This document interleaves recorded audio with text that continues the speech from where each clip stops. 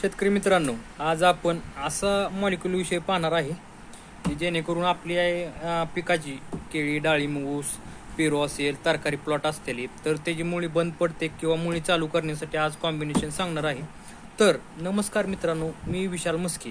आज मी जर्मिनेटर आणि त्याच्यासोबतच IBA असं हे का सोडायचं पिकाला आणि ह्याचा फायदा काय होतो हे सांगणार आहे. तर जर्मिनेटर हे मुळी वाढवते आणि IBA सुद्धा मुळीसाठीच काम करते. जी बंद पडलेली मुळी आहे का ती चालू करायचं काम करते.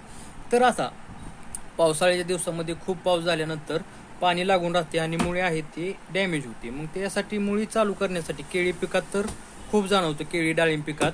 तर आज हे आपण combination 1 एकरासाठी germinator 500 ml plus 4 gram IBA हे देणार आहे, जेणेकरून की आपली मुळी जी बंद पडलेली आहे का ते चालू होईल.